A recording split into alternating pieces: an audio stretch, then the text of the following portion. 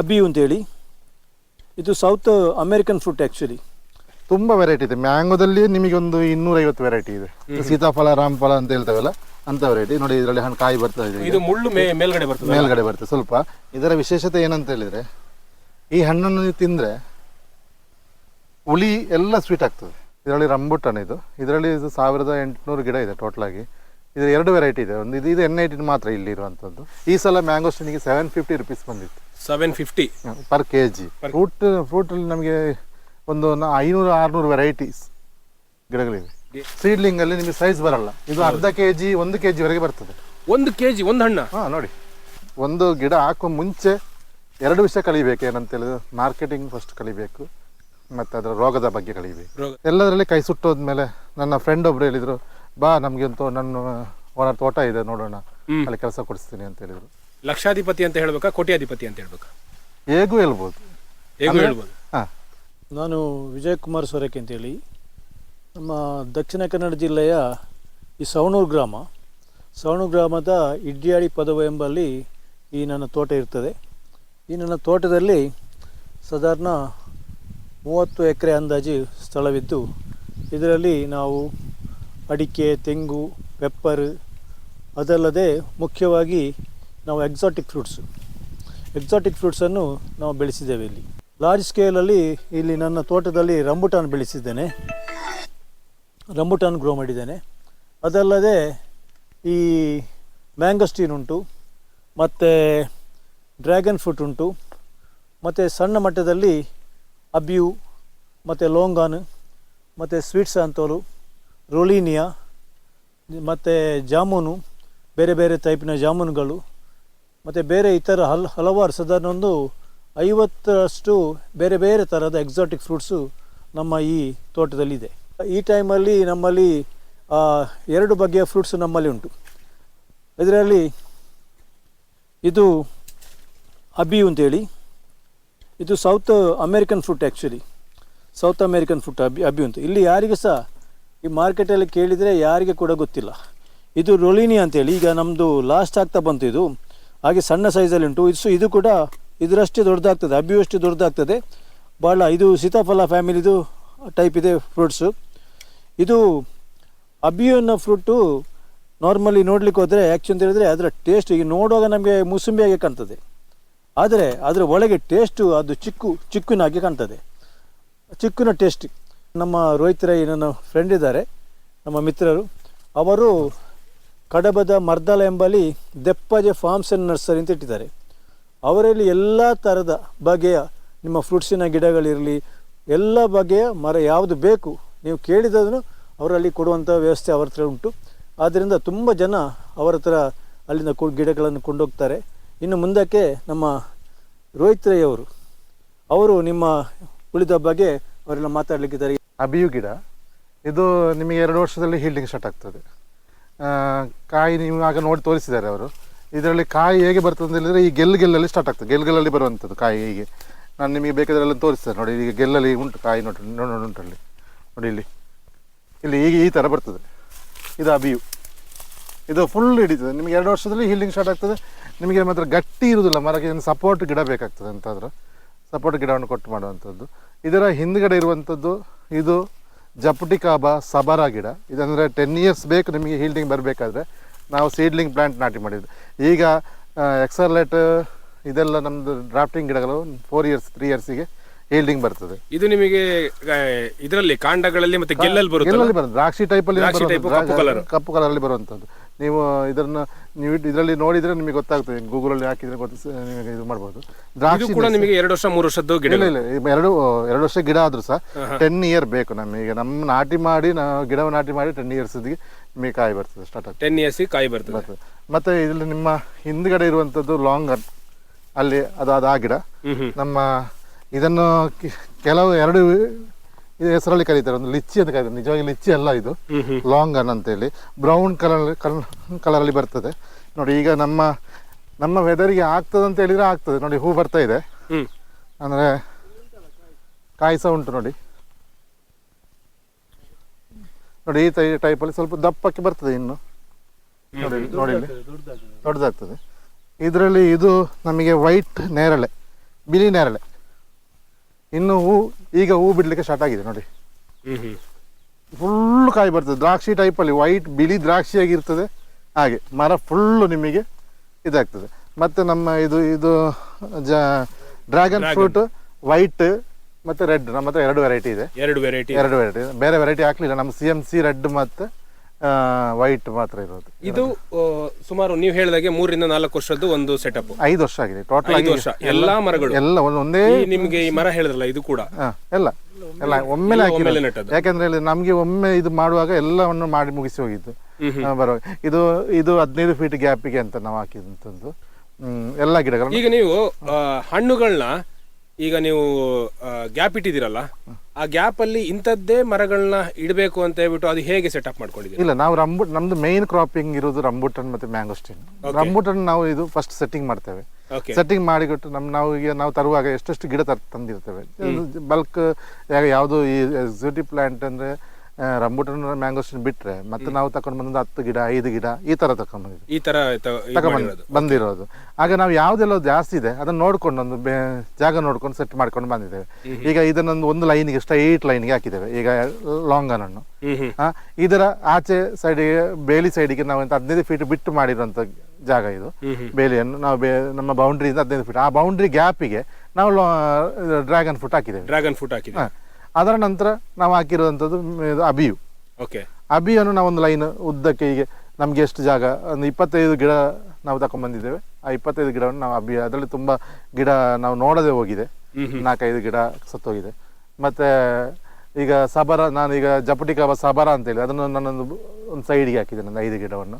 ಮತ್ತೆ ಇದರಲ್ಲಿ ಕ್ಯಾಪಲ್ ಅಂತ ಇದೆ, ಒಂದು ಸ್ವಲ್ಪ ಆಚೆ ಒಂದು ಕ್ಯಾಪಲ್ ಗಿಡ. ಅಂದ್ರೆ ಅಮೆರಿಕದಲ್ಲಿ ಲಂಡನ್ನಲ್ಲಿ ಜಾಸ್ತಿಯಾಗಿ ಬೆಳೆಸುವಂತ ಗಿಡ. ಅದನ್ನು ಪರ್ಫ್ಯೂಮ್ ಆಗಿ ಮೊದಲು ರಾಣಿಯವರು ಪರ್ಫ್ಯೂಮ್ ಆಗಿ ಇದು ಮಾಡುವಂಥದ್ದು ಗಿಡ. ಹಣ್ಣು ತಿಂದರೆ ನಾವು ಹೋಗುವಾಗ ನಮ್ಮ ಸೆಂಟ್ ಹಾಕೋದು ಬೇಡ, ತಿಂದು ಹೋದ್ರೆ ಪರ್ಫ್ಯೂಮ್ ಆಗಿ ಇದು ಸ್ಮೆಲ್ ಆಗಿರ್ತದೆ. ಕ್ವೀನ್ಸ್ ಪರ್ಫ್ಯೂಮ್ ಅದು.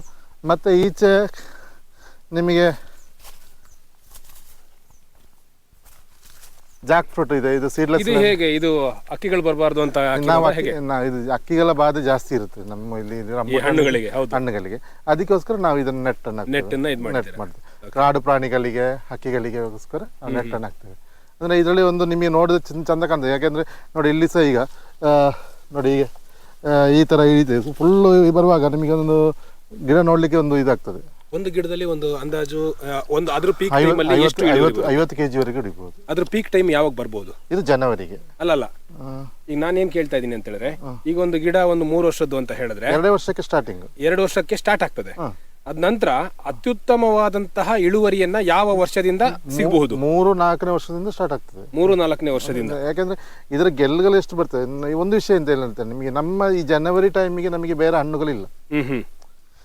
ಇದು ಮತ್ತೆ ಮಿಲ್ಕಿ ಫ್ರೂಟ್ ಮಾತ್ರ ನಮಗೆ ಜನವರಿ ಟೈಮ್. ಅಂದ್ರೆ ರೊಲಿನಿಯಾ ಅಬಿಯು ಮಿಲ್ಕಿ ಫ್ರೂಟ್ ಈ 3 ಹಣ್ಣು ಮಾತ್ರ ಜನವರಿ ಜನವರಿಲಿ ನಮ್ಮ ಈ ಎಕ್ಸಿಕ್ಯೂಟಿವ್ ನಮಗೆ ಸಿಗುವಂತ ಜನವರಿಗೆ. ನೋಡಿ ಈ ರಂಬೂಟನ್ ಬರ್ತದೆ ಯಾವಾಗ ಗೊತ್ತಿಲ್ಲ, May June July August September October ವರೆಗೆ ಅಕ್ಟೋಬರ್ ವರೆಗೆ ಈ ತರ. ಅಂದ್ರೆ ನಮಗೆ ಅಡಿಕೆ ಕೆಲಸ ಕಡಿಮೆ ಇದ್ದಾಗ ನಮಗೆ ಈ ಹಣ್ಣಿನ ಒಂದು ಇಳುವರಿ ನಿಮಗೆ ಸಿಗ್ತಾ ಹೋಗ್ತದೆ. ಈಗ ರಂಬೂಟನ್ ನಮಗೆ ಜೂನ್ ಇಂದ ಸ್ಟಾರ್ಟ್ ಆಗ್ತದೆ. ಜೂನ್ ಜುಲೈ ಆಗಸ್ಟ್ ಸೆಪ್ಟೆಂಬರ್ ಆಗುವಾಗ ನಮಗೆ ಕ್ಲೋಸ್ ಆಗ್ತದೆ. 4 ತಿಂಗಳಲ್ಲಿ ನಮಗೆ ಕ್ಲೋಸ್ ಆಗ್ತದೆ. ನೀವು ಈ ಸಸ್ಯಗಳನ್ನ ನೀವು ಎಲ್ಲಿಂದ ಸೋರ್ಸ್ ಮಾಡ್ತೀರಾ? ನಾವು ಅಂದ್ರೆ ಹೋಮ್ ಗ್ರೋನ್ ನರ್ಸರಿ ಅಂತ ಕೇರಳ. ನಾನೀಗ ನಾನು ನರ್ಸರಿ ಹಾಕಿದ್ರೆ ನನ್ನ ಹತ್ರ ನರ್ಸರಿ ಇದೆ. ಅದಕ್ಕೆ ನಮಗೆ ಫುಲ್ ನಮಗೆ ಬಲ್ಕ್ ಆಗಿ ಬರುವಂತದ್ದು ಹೋಮ್ ಗ್ರೌಂಡ್ ನರ್ಸರಿ ಕೇರಳ ಕಾಂಜನಪಳ್ಳಿ ಅಂತೇಳಿ. ನಮ್ಮ ಶಬರಿಮಲೆ ಹೋಗುವಂತ ದಾರಿಯಲ್ಲಿ ಎರಿಮೇಲಿ ಅಂತ ಬರುತ್ತೆ, ಅಲ್ಲಿ ಎರಿಮೇಲಿ ಅದರ ಪಕ್ಕದಲ್ಲಿ. ಅಲ್ಲಿ ನಮ್ದು ಅಲ್ಲಿ ಅವ್ರದ್ದು 300 ಎಕರೆ ಜಾಗದಲ್ಲಿ ಅವರು ಫುಲ್ ಪ್ಲಾಂಟ್ ಮಾಡಿ ರೆಡಿ ಮಾಡಿ ಕೊಡ್ತಾರೆ. ಅವ್ರ ಪ್ಲಾಂಟೇಶನ್ ಇದೆ, ಪ್ಲಾಂಟ್ ಮಾಡಿ ನಮಗೆ ಕೊಡ್ತಾ ಇದ್ದಾರೆ. ಅಂದ್ರೆ ಈಗ ನಿಮ್ಮ ನರ್ಸರಿಯಲ್ಲಿ ಈಗ ಇಲ್ಲಿ ಸೆಟಪ್ ಮಾಡಿರುವಂತ ಹಣ್ಣುಗಳನ್ನ ಬಿಟ್ಟು, ಹಣ್ಣಿನ ಮರಗಳನ್ನ ಗಿಡಗಳನ್ನ ಬಿಟ್ಟು ಇನ್ನೂ ಯಾವ ಗಿಡಗಳು ನಿಮ್ಮಲ್ಲಿ ಸಿಗ್ತದೆ? ತುಂಬಾ ವೆರೈಟಿ ಇದೆ. ಮ್ಯಾಂಗೋದಲ್ಲಿ ನಿಮಗೆ ಒಂದು 250 ವೆರೈಟಿ ಇದೆ ಮ್ಯಾಂಗೋ ವೆರೈಟಿಯಲ್ಲಿ.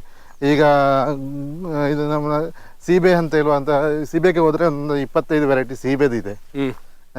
ಇದ್ರಾಗ ಅಬಿಯು ಅಲ್ಲಿ ಸಹ ಒಂದು 4-5 ವೆರೈಟಿ ಬರ್ತದೆ. ಈಗ ಜಾಕ್ ಫ್ರೂಟ್ ಅಲ್ಲಿ ನಮಗೆ ಒಂದು 40 ವೆರೈಟಿ ಇದೆ.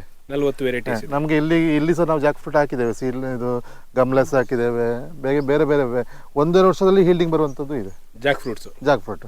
ಅಂದರೆ ನಮಗೆ ಫ್ರೂಟಲ್ಲಿ ನಮಗೆ ಒಂದು 500-600 ವೆರೈಟೀಸ್ ಗಿಡಗಳಿವೆ ನಿಮ್ಮಲ್ಲಿದೆ. ನಮ್ಮಲ್ಲಿದೆ, ನರ್ಸರಿಯಲ್ಲಿದೆ. ಈಗ ನಾನು ಇನ್ನೊಂದು ಕ್ವಶನ್ ನಿಮ್ಮ ಹತ್ರ ಕೇಳ್ತಿರೋದು ಏನು ಅಂತ ಹೇಳಿದ್ರೆ, ಈಗ ಈಗ ನಾನು ರೈತರದ ಒಂದು ಡೈರೆಕ್ಟ್ ಆಗಿ ಜಮೀನಿಗೆ ಬಂದಿದ್ರಿಂದ ನೀವು ಸಿಕ್ಕಿದ್ದು ಒಳ್ಳೇದಾಯ್ತು. ಕೆಲವಲ್ಲ ಇಲ್ಲಿರುವ ಹಣ್ಣುಗಳೆಲ್ಲ ಈ ಪ್ರದೇಶಕ್ಕೆ ಹೊಸದಾದದ್ದು ಆಯ್ತಾ. ಇದನ್ನ ನೀವು ನೆಕ್ಸ್ಟ್ ಬೆಳೆದಾದ ನಂತರ ಮಾರ್ಕೆಟಿಂಗಿಗೆ ಹೇಗೆ ಸೌಲಭ್ಯವನ್ನು ನಿಮ್ಮ ಕಡೆಯಿಂದನೇ ಕೊಡ್ತೀರಾ ಅಥವಾ ರೈತರಿಗೆ ಹಾಗೆ ಬಿಡ್ತೀರಾ? ಇಲ್ಲ, ನಾವು ಕೆಲವು ಏನಾಗ್ತದೆ ಅಂತ ಹೇಳಿದ್ರೆ ನಾನೀಗ ಅವ್ರ ಹತ್ರ ಎಂತ ಹೇಳ್ತೇನೆ ಅಂತ ಹೇಳಿದ್ರೆ, ನಾವು ಜನ ಕೊಡ್ತೇವೆ, ಒಂದು ಬಲ್ಕ್ ಆಗಿ ಕೊಡ್ತೇವೆ, ಬಲ್ಕ್ ಆಗಿ ತಗೊಳ್ಳುವವರೆಗೆ ಕೊಡ್ತೇವೆ ನಾವು.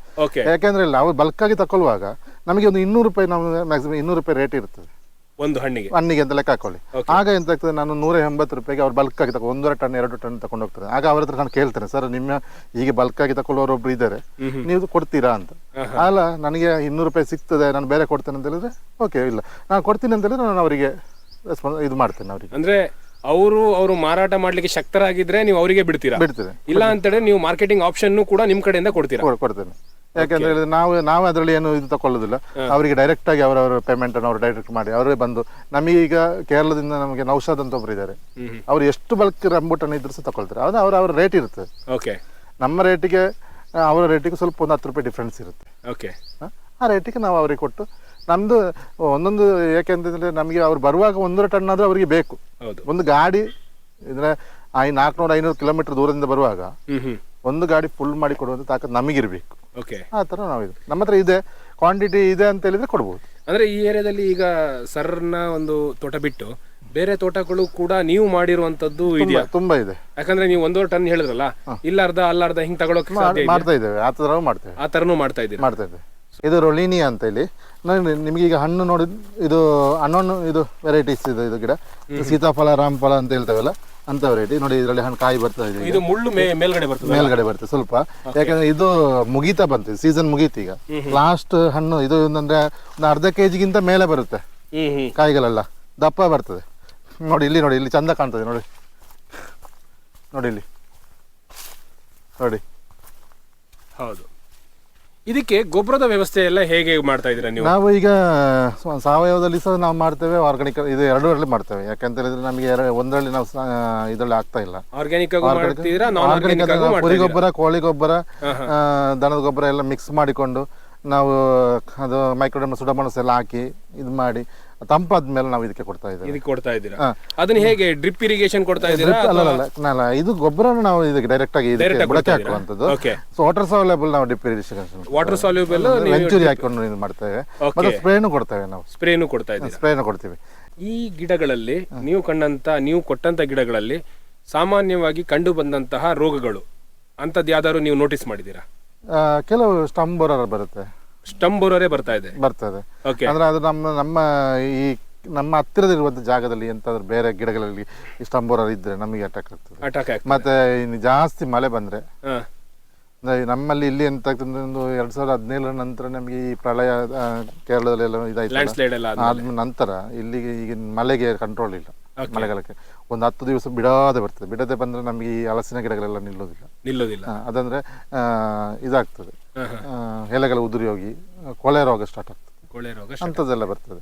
ಅದಕ್ಕೆ ನಾವೆಂತ ಈಗ ನಾವು ಸಹ ಕಲ್ತಿದ್ದೇವೆ, ಸ್ವಲ್ಪ ಬುಡವನ್ನು ಎತ್ತರ ಮಾಡಿಕೊಂಡು ಬೋಡ ಮಿಶ್ರಣ ಸ್ಪ್ರೇ ಮಾಡಿಕೊಂಡು ನಾವು ಸಹ ನಿಲ್ಲಿಸ್ಲಿಕ್ಕೆ, ಅಂದ್ರೆ ಒಮ್ಮೆ ಸೋತ್ರೆ ಅಲ್ವಾ ಮತ್ತೆ ಕಲೀಲಿಕ್ಕೆ ಆಗೋದು, ಅದರ ಬಗ್ಗೆ ಇದಾಗೋದು, ಹಾಗೆ ಮಾಡ್ತಾ ಇದ್ದೇವೆ. ಅಲ್ಲ, ನಾನು ಇದನ್ನ ಈ ಕ್ವಶನ್ ನಾನು ಏನಕ್ಕೆ ಕೇಳಿದೆ ಅಂದ್ರೆ, ಈ ಸಾಧಾರಣವಾಗಿ ಅಡಿಕೆ ಇಲ್ಲಿಯ ಕನ್ವೆನ್ಷನ್ ಬೆಳೆಗಳೇ ಯಾವ್ದಿದಾವೆ, ಈ ಅಡಿಕೆ ಆಗಿರ್ಬೋದು, ಕಾಳ್ಮೆಣ್ಸ್ ಆಗಿರ್ಬೋದು, ಅಂತದಕ್ಕೆಲ್ಲ ಒಂದು ಮಂಡಳಿಗಳಿವೆ. ಆ ಮಂಡಳಿಗಳಿಂದ ಏನೋ ಒಂದು ಮಾಡ್ತಾರೆ, ಪರಿಹಾರಗಳು ಅಥವಾ ಬೇರೆ ಇನ್ನೇನೋ ಒಂದು ರೋಗಕ್ಕೆ ಕಂಡಿಡಿಯಕ್ಕೆ ಏನಾರು ಒಂದು ಮಾಡ್ತಾರೆ.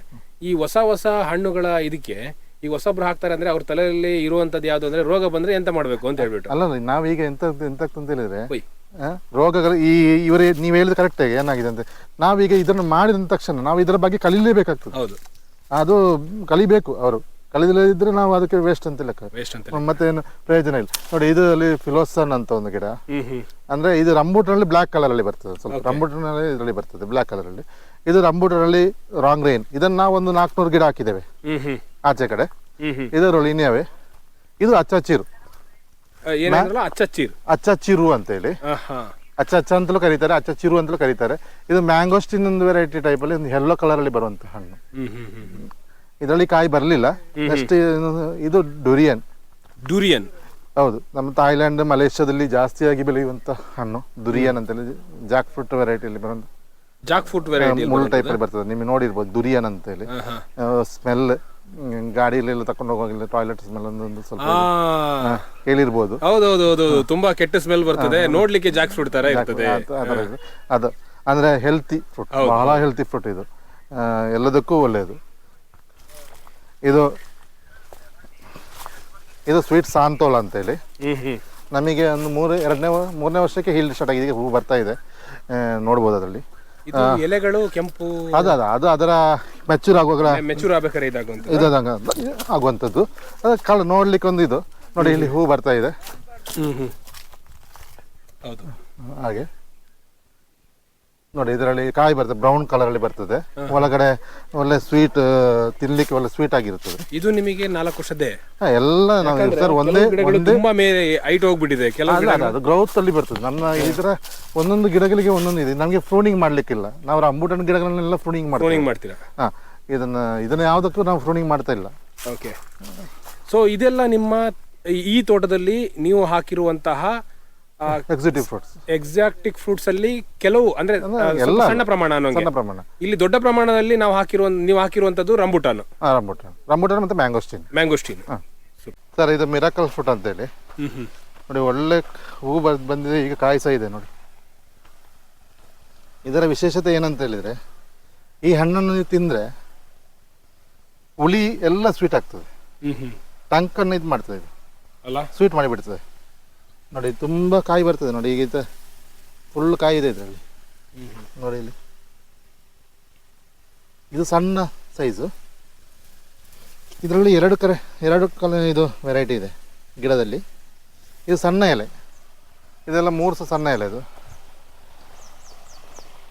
ನೋಡಿ. ಇದರಲ್ಲಿ ಈ ಥರ ನೀವು ನೋಡಿದರೆ ಹೂ ಕಾಯಿ ಎಲ್ಲ ಕಾಣ್ತದೆ, ಇದೆಲ್ಲ ಹೂವು ಸರ್. ಇದು ನೋಡಿ, ಇದು ಬಂದಿದೆಯಲ್ಲ, ಇದೆಲ್ಲ ಹೂ ಬರ್ತಾ ಇರೋದು.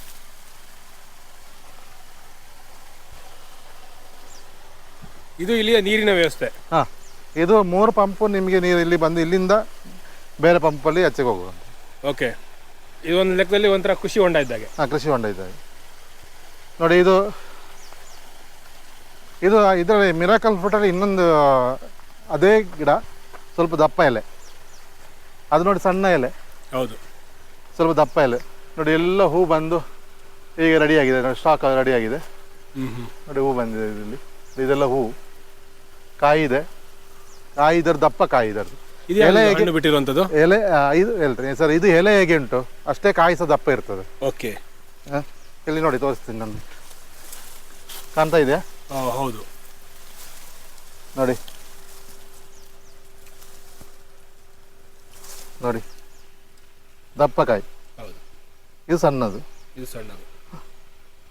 ತಿನ್ಬೋದಲ್ಲ? ತಿಂತೀನಿ. ಮತ್ತು ನೀವು ನಿಮ್ಮ ಅರ್ಧ ಗಂಟೆ ನಿಮಗೆ ಟಂಕೆಲ್ಲ ಸ್ವೀಟೇ. ಹೌದು ನೋಡಿ, ಇದು ಒಳ್ಳೆ ಹುಳಿ ಇದೆ. ಇದು ಕಾಡಲ್ಲಿ ಸಿಗುವಂಥದ್ದು. ನಮ್ಮೂರಲ್ಲೆಲ್ಲ ಅಪ್ಪಿಕಾಯಿ, ಅಬ್ಬುಳ್ಕ ಇದೆಲ್ಲ ಹೇಳ್ತಾರೆ. ಲೊಲೊಲಿಕ ಅಂತಲ್ಲಿ ಇಂಗ್ಲೀಷಲ್ಲಿ ಹೆಸರು ಇದೆ. ಲೊಲೊಲಿಕ. ನೋಡಿ, ತುಂಬ ಕಾಯಿ ಹಿಡಿಯುತ್ತದೆ. ಇದು ಉಪ್ಪಿನಕಾಯಿ ಹಾಕ್ಲಿಕ್ಕೆ ಒಳ್ಳೆಯದು. ಈಗ ತಿನ್ಬೋದು, ನೀವು ತಿಂದು ನೋಡಿ. ಈಗ ಸ್ವೀಟ್ ಆಗಿರ್ತದೆ ನಿಮಗೆ. ಈಗ ಎಲ್ಲ ಅದು ಸ್ವೀಟ್ ಆಯ್ತಲ್ಲ, ನಿಮಗೆ ಅದು ತಿಂದ ಮೇಲೆ ಸ್ವೀಟ್ ಆಗೋದು. ನಮಗೆ ಈಗ ಇದು ಹುಳಿ, ತಿನ್ನಲಿಲ್ಲ ಅಲ್ಲ, ಹಾಗೆ. ಇದು ಆಕ್ಚುಲಿ ಹುಳಿ. ಹೌದು, ನನಗೆ ಈಗ ಮಿರಾಕಲ್ ತಿಂದ ಮೇಲೆ ಸಿಹಿ ಆಗ್ತದೆ. ಇದು ನಿಮಗೆ ಇದು ನಕ್ಷತ್ರ ಹಣ್ಣ? ಹೌದು, ಸ್ಟಾರ್ ಫ್ರೂಟ್. ಹೌದು, ಇದು ಒಳ್ಳೆ ಸೈಜ್ ಇತ್ತು ಮಾರ್ರೆ. ಬನ್ನಿ, ಅದು ನಿಮಗೆ ಇದರಲ್ಲಿ ಸೈಜ್ ಜಾಸ್ತಿ. ಡ್ರಾಫ್ಟಿಂಗ್ ಗಿಡಕ್ಕೆ ಸೈಜ್ ಜಾಸ್ತಿ. ಸೀಡ್ಲಿಂಗ್ ಅಲ್ಲಿ ನಿಮಗೆ ಸೈಜ್ ಬರಲ್ಲ. ಇದು ಅರ್ಧ kg 1 kg ವರೆಗೆ ಬರ್ತದೆ. 1 kg ಒಂದು ಹಣ್ಣ? ನೋಡಿ ಸರ್, ಇದರ ಈಗ ನಾವು ಇದನ್ನು ಯೂಸ್ ಮಾಡಿ, ಇದು ಯಾರಿಗೆ ಅಷ್ಟು ಸೇಲ್ ಇಲ್ಲ, ಆದ ಕಾರಣ ಇದು ಬೀಳ್ತಾ ಇದೆ.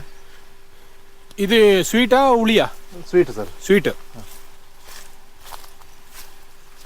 ಇದೆ ನೋಡಿ, ಇದೊಂದು 150 ಗ್ರಾಮ್ ಮೇಲೆ ಉಂಟು. ಹೌದು ನೋಡಿ, ಇದರ ಸೈಜ್ ಹೇಗೆ ಉಂಟು, ಅಲ್ಲಿ ಇರುವ ದೊಡ್ಡ ಸೈಜ್ ಹೇಗೆ ಉಂಟು. ಅಲ್ಲ, 1 kg ನಾನು ನೋಡ್ಲಿಲ್ಲ ಇಲ್ಲಿ ತನಕ. ಅಷ್ಟವರೆಗೆ ಬರ್ತದೆ.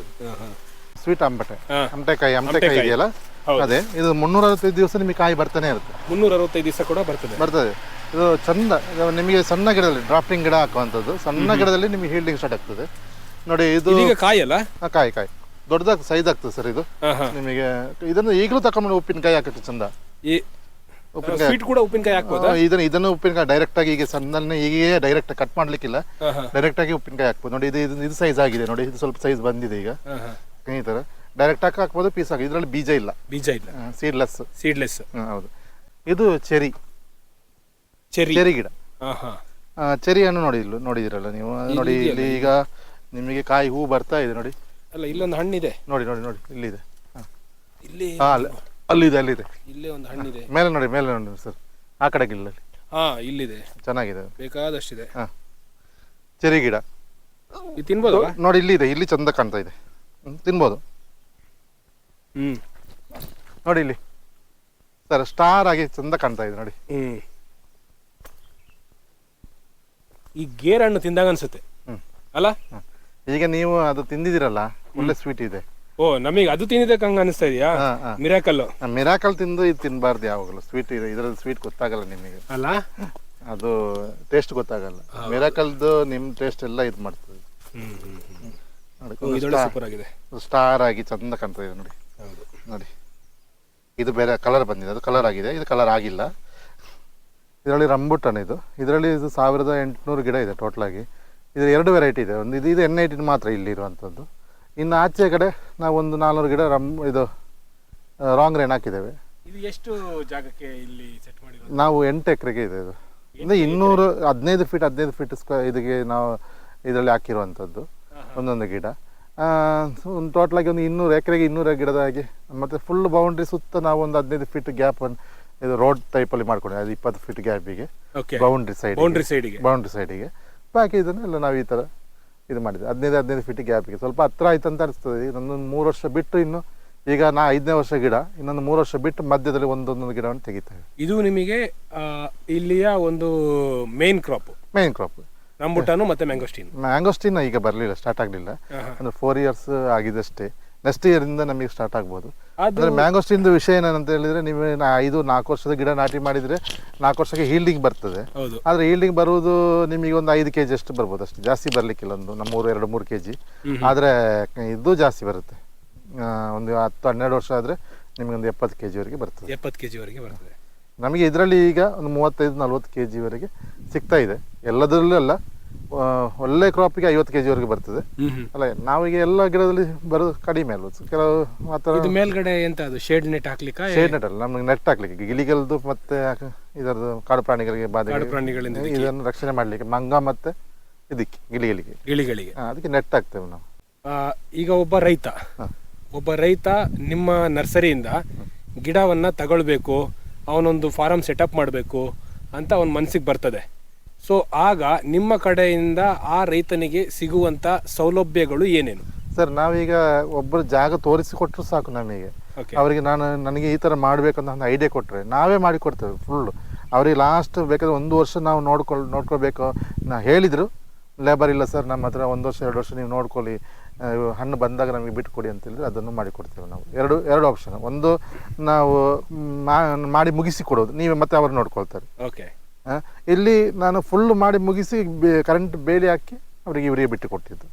ಈ ತೋಟಕ್ಕೆ ಗಿಡ ನಟ್ಟು ಬೇಲಿ ಎಲ್ಲ ಹಾಕಿ ನಮಗೆ ಇಷ್ಟಕ್ಕೆ ಅಂತೇಳಿ ನಾವೇ ತಗೊಳ್ಳೋದು. ಒಂದು ಗಿಡ ಇದನ್ನೆಲ್ಲ ಇದು ಈ ಟಚ್ ಕೆಲಸದಿಂದ ಸ್ಟಾರ್ಟ್ ಮಾಡಿ ಎಲ್ಲ ನಾವೇ ಮಾಡಿತ್ತು. ನಾವೇ ಸೆಟ್ ಮಾಡಿ ನೀವೇ ಸೆಟ್ ಮಾಡಿ ಕೊಟ್ಟಿರುವಂತದ್ದು. ತುಂಬಾ ಕೊಟ್ಟಿದ್ದೇನೆ. ಈಗ ಒಂದು 10-15 ಫಾರ್ಮ್ ಅಂದ್ರೆ ವರ್ಷದಲ್ಲಿ ನಾವು 3-4 ದೊಡ್ಡ ಫಾರ್ಮ್ ಆದ್ರೆ 3-4 ಮಾಡೋದು. ನೀವು ಬರೀ ಮಂಗಳೂರಿಗೆ ಮಾತ್ರ ಸೀಮಿತವಾಗಿದ್ದೀರಾ ಅಥವಾ ರಾಜ್ಯಾದ್ಯಂತ? ಈಗ ಹಾಗೆ ಹೇಳೋದಾದ್ರೆ ನಾನು ಬ್ಯಾಂಗ್ಳೂರಲ್ಲಿ ಒಂದು ಸೈಟ್ ಮಾಡಿದ್ದೇನೆ. ಈಗ ಕಳೆದ ಸಲ ಮಳವಳ್ಳಿ ಅಂತೇಳಿ, ಮಂಡ್ಯ ಮಳವಳ್ಳಿ, ನನ್ನ ಫ್ರೆಂಡ್ ಒಬ್ರು ಕಿಶೋರ್ ಕುಮಾರ್ ರೈ ಅಂತ ಅವರ ಓನರ್ ಇದ್ದೊಂದು ತೋಟವನ್ನು ಮಾಡಿದ್ದೀನಿ. ದೂರ ದಿವಸ ಹೋಗಲ್ಲ ಅಂತೇನಿಲ್ಲ. ಅಂದ್ರೆ ಏನಾಗ್ತದೆ ಅಂತ ಹೇಳಿದ್ರೆ ನಾವು ಹೇಳ್ತೇವೆ ಅವ್ರ ಹತ್ರ, ನಾವು ಫುಡ್ ಮತ್ತೆ ಇದೆಲ್ಲ ಅವರದ್ದೇ, ಖರ್ಚೆಲ್ಲ ಅವರೇ ನೋಡ್ತಾರೆ. ಯಾಕಂದ್ರೆ ನಾವು ಇಲ್ಲಿಂದ ಹೋಗುವಾಗ ಮಳವಳ್ಳಿಗೆ ಹೋಗ್ಬೇಕಾದ್ರೆ 10,000 ರೂಪಾಯಿ ಪೆಟ್ರೋಲ್ ಚಾರ್ಜ್ ಆಗ್ತದೆ. ಅದನ್ನ ಅವರೇ ಭರಿಸೋದಾದ್ರೆ ನಾವು ಹೋಗಿ ಮಾಡಿಕೊಡ್ತೇವೆ. ಅಂದ್ರೆ ನೀವು ಎಲ್ಲಿ ಬೇಕಾದ್ರೂ ಮಾಡಿಕೊಡ್ತೀರಾ? ಅದೊಂದು ಪ್ಯಾಕೇಜ್ ಅನ್ನೋ ರೀತಿ ಪ್ಯಾಕೇಜ್ ಇರುತ್ತೆ. ಓಕೆ. ಇದರಲ್ಲಿ ನಿಮಗೆ ಮ್ಯಾಂಗೋಸ್ಟಿನು ಮತ್ತೆ ರಾಂಬುಟಾನ್ ಎರಡು ಇದೆ. ಇಲ್ಲಿ ರಂಬುಟನ್ ಮಾತ್ರ ಇದು 15 ಫೀಟ್ ಗ್ಯಾಪಿಗೆ ನೋಡಿ. ಇದು ಎಷ್ಟು ನಾವು ಫ್ರೂನಿಂಗ್ ಮಾಡ್ತೇವೆ ಎಲ್ಲ ವರ್ಷನೂ. ಇಲ್ಲಾಂದ್ರೆ ನಿಮಗೆ ಇದು ಫುಲ್ ಇದಾಗ್ತಿತ್ತು. ಇಲ್ಲಾಂದ್ರೆ ನಿಮಗೆ ಕಾಯಿ ಸಿಗುದೇ ಇಲ್ಲ. ಕಾಯಿ ಸಿಗುದಿಲ್ಲ, ಬಿಸಿಲು ಬೇಕು. ಬಿಸಿಲು ಬರದಿದ್ರೆ ನಿಮಗೆ ಕಾಯಿ ಬರೋದೇ ಇಲ್ಲ. ಇದ್ರ ನಾವು ನೋಡಿ ಇದನ್ನ ವೈ ಟೈಪ್ ಅಲ್ಲಿ ಇದು ಮಾಡ್ತೇವೆ, ಎಲ್ಲ ಕಟ್ಟಿಂಗ್ ಮಾಡಿ ಇದು ಮಾಡಿರೋದು. ಒಳಗಡೆಗೆ ಗಿಲ್ಲನ್ನು ಬಿಡುದಿಲ್ಲ, ಬಿಸಿಲು ಬೀಳುವ ತರ ಮಾಡಿ. ಈಗ ಎಲ್ಲ ಸೆಟ್ಟಿಂಗ್ ಆಗಿದೆ. ಈಗ ಹೀಗೆ ಹಗಲ ಆಗೋ ರೀತಿ ಹೂ ಬರ್ಲಿಕ್ಕೆ ಸ್ಟಾರ್ಟ್ ಆಗಿದೆ. ಈಗ ಜನವರಿಲಿ ಹೂ ಬಂದ್ರೆ ನಮಗೆ ಮೇಯಲ್ಲಿ ಹಣ್ಣು ಸಿಗ್ತದೆ. ಮೇಯಲ್ಲಿ ಹಣ್ಣು ಸಿಗ್ತದೆ. ಸೂಪರ್. ಇದು ಈ ಮಧ್ಯದಲ್ಲಿ ಒಂದು ಬದು ಹೊಡೆದಿದ್ದೀರಲ್ಲ, ಇದರ ಅವಶ್ಯಕತೆ ಹೆಂಗೆ? ಅವಶ್ಯಕತೆ ಏನಂತ ಹೇಳಿದ್ರೆ ಹಿಂಗು ಗುಂಡಿ ಅಂತ ಹೇಳ್ತೇವೆ ನಾವು ಇಲ್ಲಿ. ಎಂತ ನೀರು ಹಿಂಗಿಸ್ಬೇಕಂತ ಹೇಳಿ ಪ್ಲಾಟ್ಫಾರ್ಮ್ ಅಂತ ಒಂದೊಂದು ಫ್ಲಾಟ್ ಅಂತ ಹೇಳಿ ಅದನ್ನು ಮಾಡಿದ್ರೆ ಒಳ್ಳೇದಂತ ಹೇಳಿ ನಮ್ದು ಒಂದು ಅನಿಸಿಕೆ ಅವತ್ತಿಗೆ. ರಬ್ಬರ್ ಇಲ್ಲಿ ಜಾಸ್ತಿಯಾಗಿ ಈ ಅಡಿಕೆ, ತೆಂಗು ಮತ್ತೆ ರಬ್ಬರ್ ಇದೆ ಈ ಊರಲ್ಲಿ ಎಲ್ಲ. ನಮ್ಮ ಕಡಬ ಏರಿಯಾದಲ್ಲಿ, ಈ ಏರಿಯಾದಲ್ಲಿ ರಬ್ಬರಲ್ಲಿ ಈ ಥರ ಮಾಡ್ತೇವೆ ನಾವು. ಯಾಕಂದರೆ ಕೆಳಗಡೆ ಸ್ವಲ್ಪ ಇದು ಮಾಡ್ಕೊಂಡು ನಮಗೆ ಯಾವ್ದಾದ್ರು ಗೊಬ್ಬರಗಳನ್ನೆಲ್ಲ ಇಲ್ಲಿ ಮಾಡಿದ್ರೆ ಬೇಗ ಇದಾಗ್ತವೆ ಅಂತೇಳಿ. ಇಲ್ಲಿ ನಿಮಗೆ ಮಲ್ಚಿಂಗ್ ಮಾಡಿದ್ರು ಬೇಗ ಒಂದು ಕರಗುತ್ತೆ ಅನ್ನೋ ಉದ್ದೇಶಕ್ಕೆ ನಾವು ಇದು ಮಾಡ್ತೇವೆ. ಲೆವೆಲ್ ಆದ್ರೂ ತೊಂದರೆ ಇಲ್ಲ, ಲೆವೆಲ್ ಆದ್ರೂ ಸಹ ಮಾಡ್ಬೋದು, ಏನಾಗೋಲ್ಲ. ಲೆವೆಲಿಂಗಲ್ಲೂ ಮಾಡ್ಬೋದು, ಈ ಥರನೂ ಮಾಡ್ಬೋದು. ಇದಕ್ಕೆ ಏನಂತ ಹೇಳಿದ್ರೆ ನಿಮಗೆ ಈಗ ಜನವರಿವರೆಗೆ ನೀರು ಕೊಡ್ಲಿಕ್ಕಿಲ್ಲ. ಇದು ಕಡಿಮೆ ಇದು ಟ್ರಸ್ ಮಾಡಬೇಕು, ಗಿಡವನ್ನು ಬಾಡಿಸ್ಬೇಕು ಸ್ವಲ್ಪ. ಗಿಡ ಬಾಡದಿದ್ರೆ ನಮಗೆ ಇಳುವರಿ ಕಡಿಮೆ ಆಗ್ತದೆ. ಗಿಡ ಬಾಡದಿದ್ರೆ ಅಂದ್ರೆ ಟ್ರಸ್ ಆಗದಿದ್ರೆ ಗಿಡಕ್ಕೆ ನೀರು ಕೊಡದೆ ನಾವು ಟ್ರಸ್ ಮಾಡ್ಬೇಕು, ಸ್ವಲ್ಪ ಸ್ಟ್ರೆಸ್ ಮಾಡಬೇಕು. ಅದೇ ಅಂದ್ರೆ ಬದುಕುವುದನ್ನ ಕಲಿಸ್ಬೇಕು ಅದಕ್ಕೆ. ಅದ್ರ ಆ ಥರ ಆಗಿದ್ರೆ ನಮಗೆ ಇಳುವರಿ ಜಾಸ್ತಿ ಆಗ್ತದೆ. ಇಳುವರಿ ಜಾಸ್ತಿ. ನೀರು ಜಾಸ್ತಿ ಕೊಡ್ತಾ ಹೋದ್ರೆ ನಿಮಗೆ ಚಿಗುರೆ ಜಾಸ್ತಿ ಆಗ್ತದೆ, ಹೂ ಬರುದಿಲ್ಲ, ಕಡಿಮೆ ಆಗ್ತದೆ. ಸರಿ, ಗೊತ್ತಾಯ್ತು. ಈಗ ಅಂದ್ರೆ ಅದು ಸಣ್ಣ ಹಂತದಲ್ಲಿ ಮಾತ್ರವಾ ದೊಡ್ಡ ಎಲ್ಲ ಹಂತದಲ್ಲೂ ಬೇಕು ಅದು. ಇದಕ್ಕೆ ನೀರು ಸ್ವಲ್ಪ ಕಡಿಮೆನೆ. ಇದು ಜನವರಿವರೆಗೆ ನೀರು ಕೊಡ್ಲಿಕ್ಕೆ ಇಲ್ಲ ಇದಕ್ಕೆ. ಮತ್ತೆ ಜನವರಿಯಿಂದ ಈ ಹೂ ಬಂದ ನಂತರ ಜಾಸ್ತಿ ನಾವು ಇದನ್ನು ಬಾಡ್ಲಿಕ್ಕೆ ಬಿಡ್ಲಿಕ್ಕಿಲ್ಲ. ಗಿಡಗಳನ್ನು ಸ್ವಲ್ಪ ನೋಡ್ಕೊಂಡು ಹೂ ಬರ್ಲಿಕ್ಕೆ ಸ್ಟಾರ್ಟ್ ಆಗ್ತದೆ. ಸ್ಟಾರ್ಟ್ ಆದ ನಂತರ ನೀವು ಮೇ ತನಕ ನಾವು ಮಳೆ ಬರೋವರೆಗೆ ನೀರು ಕೊಡಬೇಕು. ಗೊಬ್ಬರ ಯಾವ ಟೈಮಲ್ಲಿ ಕೊಡಬೇಕು? ಗೊಬ್ಬರ ಅದಕ್ಕಿಂತ ಮುಂಚೆ ಎಲ್ಲ ಕೊಡಬೇಕು. ನಾವೀಗ ಸೆಪ್ಟೆಂಬರಲ್ಲಿ ಇದು ಕಟ್ಟಿಂಗ್ ಸ್ಟಾರ್ಟ್ ಮಾಡ್ತೇವೆ. ಫ್ರೂನಿಂಗ್ ಸ್ಟಾರ್ಟ್ ಆಗ್ತದೆ. ಫ್ರೂನಿಂಗ್ ಆದ್ಮೇಲೆ ನಾವು ಗೊಬ್ಬರ ಸ್ಟಾರ್ಟ್ ಮಾಡ್ತೇವೆ. ಫ್ರೂನಿಂಗ್ ಆದ್ಮೇಲೆ ತಕ್ಷಣ ನಾವು ಗೊಬ್ಬರ ಕೊಡ್ತೇವೆ. ಗೊಬ್ಬರ ಕೊಡ್ತೀರಾ? ಇದಕ್ಕೆ ಒಂದೊಂದು 2 ಬುಟ್ಟಿ 3 ಬುಟ್ಟಿ ಗೊಬ್ಬರ ಕೊಡ್ತೀವಿ ನಾವು. ಒಂದು ವರ್ಷದಲ್ಲಿ 5 ಬುಟ್ಟಿ ಕೊಡ್ತೀವಿ ಟೋಟಲ್ ಒಂದು ಗಿಡಕ್ಕೆ. ಯಾಕೆ ಇದು ದೊಡ್ಡ ಗಿಡ, ಈ ಸಣ್ಣ ಗಿಡಕ್ಕೆಲ್ಲ. ಇದಕ್ಕೆ 5ನೇ ವರ್ಷ ಪ್ರಾಯದಕ್ಕೆ ಇದಕ್ಕೆ ನಾವು ಅಷ್ಟು ಕೊಡ್ತೇವೆ. ಈಗ ನಿಮ್ಮ ಒಂದು ಈ ನರ್ಸರಿ ಜರ್ನಿ ಹೇಗೆ ಸ್ಟಾರ್ಟ್ ಆಯ್ತು? ಅಂದ್ರೆ ನೀವು ನರ್ಸರಿ ಮಾಡಬೇಕು ಅಂತಾನೆ ಮೊದಲಿಂದ ಇದ್ರ? ಇಲ್ಲ. ನಾನು SLC ವರೆಗೆ ನನ್ನ ಎಜುಕೇಶನ್ SLC ವರೆಗೆ ಮಾಡಿದ್ದೇನೆ. ಅಲ್ಲಿ ನಾನು ಎಂತಾಯ್ತು ಅಂತ ಹೇಳಿದ್ರೆ ನನಗೆ ಮತ್ತೆ ನಾನು ಈ ಬಿಸ್ನೆಸ್ಗೆ ಹೋದೆ ಫಸ್ಟಿಗೆ, ಅಂಗಡಿ ಮಾಡಿಗೆ. ಮತ್ತೆ ಕಲ್ಲಿನ ಕೋರೆ ಅಂದ್ರೆ ಕೆಂಪು ಕಲ್ಲು, ನಮ್ಮ ಇಲ್ಲಿ ಕೆಂಪು ಕಲ್ಲು ಅಂತ ಹೇಳಿದ್ರೆ ಆಗ ಫೇಮಸ್ ಇತ್ತು. ಎಲ್ಲದರಲ್ಲಿ ಕೈ ಸುಟ್ಟೋದ್ಮೇಲೆ ನನ್ನ ಫ್ರೆಂಡ್ ಒಬ್ರು ಹೇಳಿದ್ರು, ಬಾ ನಮ್ಗೆ ನನ್ನ ಓನರ್ ತೋಟ ಇದೆ ನೋಡೋಣ, ಅಲ್ಲಿ ಕೆಲಸ ಕೊಡಿಸ್ತೀನಿ ಅಂತ ಹೇಳಿದ್ರು. ಹೋದೆ CF ಜೇಕಪ್ ಅಂತೇಳಿ ಬೆಳ್ತಂಗಡಿಯಲ್ಲಿ. ಅವರಲ್ಲಿಗೆ ಹೋದಾಗ ಅವರೊಟ್ಟಿಗೆ ನಾನು 10 ವರ್ಷ ಇದ್ದೆ. ಆಗ ನನಗೆ ಗೊತ್ತಿರಲಿಲ್ಲ ರಂಬೂಟನ್ ಅಂತ ಏನು, ಮ್ಯಾಂಗೋಸ್ಟಿನ್ ಅಂದ್ರೆ ಏನು, ಯಾವುದು ಗೊತ್ತಿರಲಿಲ್ಲ. ನಾನು ಅಲ್ಲಿಗೆ ಹೋದ ಮೇಲೆ ಅವರೊಟ್ಟಿಗೆ ನಾನು 10 ವರ್ಷ ಇದ್ದು ಕಲ್ತದ್ದು. ಈಗ ಎಷ್ಟು ತೋಟ ಮಾಡಿದ್ರಿ? ತುಂಬಾ ಈಗ 1 ವರ್ಷದಲ್ಲಿ 15 ತೋಟ ಮಾಡ್ತಾ ಇದ್ದೀನಿ. ತೋಟ ಈಗ ಒಂದು 60-70 ತೋಟದವರೆಗೆ ಒಂದು ಆಗಿದೆ. ಅಂದ್ರೆ 2019ರಿಂದ ನಾನು ತೋಟ ಮಾಡಿ ಸ್ಟಾರ್ಟ್ ಮಾಡಿದ್ದು. ಇವರ ತೋಟದಿಂದ ಸ್ಟಾರ್ಟಿಂಗ್ ಅಷ್ಟಾಗಿದೆ. ಈಗ ಈ ತೋಟವನ್ನ ನಾವು ಹಣ್ಣುಗಳಿದ್ದಾಗ ಬಂದಾಗ ತುಂಬಾ ಚೆನ್ನಾಗಿ ಕಾಣಿಸುತ್ತೆ, ತುಂಬಾ ಚಂದ ಕಾಣುತ್ತೆ. ನಮಗೆ ರಂಬುಟನ್ ಗಿಡವನ್ನು ನೋಡ್ಬೇಕಾದ್ರೆ ಹಣ್ಣಿದ್ದಾಗಲೇ ನೋಡ್ಬೇಕು, ತುಂಬಾ ಚಂದ. ಮ್ಯಾಂಗೋಸ್ಟಿನ್ ಗಿಡವೂ ಸಹ ಹಾಗೆ. ಮ್ಯಾಂಗೋಸ್ಟಿನ್ ಗಿಡ ಅಂತ ಹೇಳಿದ್ರೆ ಹಣ್ಣನ್ನು ಹೊರಗೆ ತೋರಿಸುವುದಿಲ್ಲ, ಅದು ಅದರ ಒಳಗೆ ಇರುತ್ತೆ. ಹಾಗೆ ಕೊನೆಯದಾಗಿ ನಾನು ಇನ್ನೊಂದು ಕೇಳಬೇಕು. ಈಗ ಈ 10ನೇ ಕ್ಲಾಸ್ ಮುಗಿಸ್ಕೊಂಡು ನೀವು ಇಲ್ಲಿಗೆ ಬಂದ್ರಿ ಅಂತ ಹೇಳಿದ್ರೆ, ಈಗ ನಿಮ್ಮ ಒಂದು ಆದಾಯ ಕೇಳ್ಬೋದು ಸರ್? ಆದಾಯ ಮಾತ್ರ ಅಲ್ಲ, ಅದರಲ್ಲಿ ಖರ್ಚು ಇರುತ್ತೆ. ಎಲ್ರಿಗೆ ಈಗ ನಾವೆಂತ ಹೇಳ್ತೇವೆ, ನಾವು ಆದಾಯದ ಮಾತ್ರ ಲೆಕ್ಕ ಹಾಕ್ತಾರಲ್ಲ, ಅದು ತಪ್ಪು. ಅದರಲ್ಲಿ ನಾವು ಲೇಬರ್ ನೋಡಿ, 1 ವಾರಕ್ಕೆ ನನಗೆ ಈಗ ಎಲ್ಲ ಖರ್ಚು ಲೆಕ್ಕ 50,000 ರೂಪಾಯಿ 1 ವಾರಕ್ಕೆ. ಕಡಿಮೆ ಲೇಬರ್ ಇದ್ದು, ಬಾಕಿ ತಿಂಗಳಿಗೆ ಖರ್ಚು ಅದು ಹೋಗ್ತದೆ. ನನ್ನ ಹತ್ರ ಈಗ ಒಂದು 8-10 ಜನ ಇದ್ದಾರೆ ಕೆಲಸಕ್ಕೆ. ನಾವು ಹೊರಗಡೆ ಹೋಗ್ತೇವೆ. ಸೊ ಅದರ ಅರ್ಥ ಒಂದು 2 ಲಕ್ಷ ರೂಪಾಯಿ ಪ್ರತಿ ತಿಂಗಳು ನಿಮಗೆ 3 ಲಕ್ಷ ಖರ್ಚಿದೆ ಸರ್. ಮುಂದೆ ನರ್ಸರಿ 2 ನರ್ಸರಿ ಇದೆ, ಕಡಬದಲ್ಲಿ ಒಂದಿದೆ, ಮರದದಲ್ಲಿ ಒಂದಿದೆ. ಹೇಗಿದ್ರು ಲೇಬರ್ನವ್ರು ಈಗ 15,000ಕ್ಕಿಂತ ಕಡಿಮೆಗೆ ಲೇಬರ್ ಯಾರು ಇಲ್ಲ. ಸೊ ಈ ಹಂತದಲ್ಲಿ ನಾನು ನೀವು 3 ಲಕ್ಷ ಖರ್ಚು ಮಾತ್ರ ನಾನು ಹೇಳ್ತೀನಿ, ಆದಾಯ ವೀಕ್ಷಕರು ಅವರೇ ಅರ್ಥ ಮಾಡ್ಕೊಳ್ಳಿ ಅಲ್ವಾ. ಎಲ್ಲನೂ ಬರಬೇಕು, ಆದಾಯ ಇದು ಹೇಳಲಿಕ್ಕೆ ಆಗಲ್ಲ. ಹೇಳ್ತೀನಿ ಅನ್ನೋದಾದ್ರೆ ಹೇಳಿ. ಅಲ್ಲಲ್ಲ ಯಾಕಂದ್ರೆ ನಾನೀಗ ನಾನೊಂದು 2 ಆರ್ಟಿಕಲ್ ಬರೆದಿದ್ದಾರೆ ನನ್ನ ಹೆಸರಲ್ಲಿ. ಸರ್ ನೀವು ಕೋಟ್ಯಾಧಿಪತಿ, ಕೋಟಿ ಇದ್ದ ಅಂತ ಅಂದ್ರೆ ಕೋಟಿ ಮಾತ್ರ ಹೇಳಿದ್ರೆ ಸಾಕಾಗ್ತದ? ಹೌದು, ಖರ್ಚು ಹೇಳ್ಬೇಕಲ್ಲ. ಈಗ ಕೊನೆಯದಾಗಿ ಲಕ್ಷಾಧಿಪತಿ ಅಂತ ಹೇಳ್ಬೇಕಾ ಕೋಟ್ಯಾಧಿಪತಿ ಅಂತ ಹೇಳ್ಬೇಕಾ? ಹೇಗೂ ಹೇಳ್ಬೋದು. ಓಕೆ, ಈಗ ನಾನು ಇಲ್ಲಿ ಇನ್ನೊಂದು ಕೇಳ್ಬೇಕು ನಿಮ್ಮಲ್ಲಿ. ಇವ್ರೀಗ ದೊಡ್ಡ ಮಟ್ಟದಲ್ಲಿ ಮಾಡಿದ್ದಾರೆ. ಈಗ ಕೆಲವ್ರದ್ದು ಒಂದು 2 ಎಕರೆ 5 ಎಕರೆ ಇರ್ತದೆ. ಅವ್ರದ್ದು 2 ಎಕರೆ 5 ಎಕರೆಯಲ್ಲಿ ನಿಮಗೆ ಅಡಿಕೆ ಇರ್ತದೆ.